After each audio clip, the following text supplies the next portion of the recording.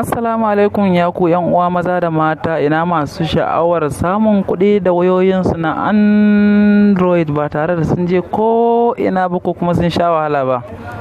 Kana kwance a ɗakinka ko a zaune akan kujerarka za ka samu maƙudan kuɗaɗe da wayarka ta Android.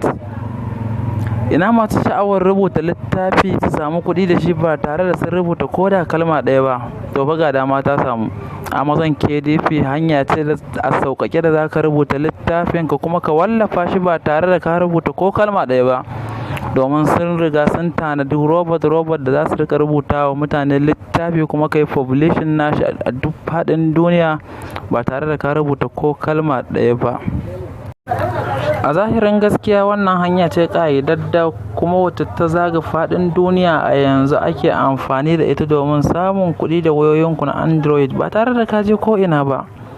Ga mai buƙatar wannan tsari ko kuma sanin yadda abin yake ko kuma son shiga cikin wannan tsari, ga number mu na WhatsApp da akwai link a description na wannan bidiyon. Idan kuna so za ku iya tabawa, zai kawo ku direct zuwa cikin WhatsApp ɗinmu, ko kuma ga number WhatsApp ɗinmu ku taba, zai kawo ku zuwa gare mu.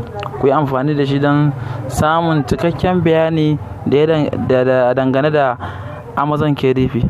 Wato Amazon KDP hanya ce ta rubuta littafi a online ba tare da ka je ko ina ba. Wato idan aka ce rubuta littafi ba tare da ka je ko ina ba, wanda zai fara tunanin cewar to ta yaya zan rubuta littafin ba tare da na je ko ina ko tare da na sha wahala ba. Dan uwa ku biyo ni domin sanin cikakken yadda wannan abin yake. Domin su wayannan mutanen sun tanadar da robot da zai rubuta maka kuma sannan zai koya maka yadda za ka rubuta littafinka da yadda za ka buɗe dala account ɗinka, domin da dala suke biya. Kuma duk ƙarshen wata idan an saida maka da littafinka za ka ji kuɗinka kiran a cikin account ɗinka ba tare da ɓata lokaci ba. Bisalan, na barku lafiya daga naku Kabiru Ibrahim. Sannan kai tsaye kamar kullum ina mai ƙara sanar da ku cewar ku danna mana subscribing, kana ku danna mana ƙararrawar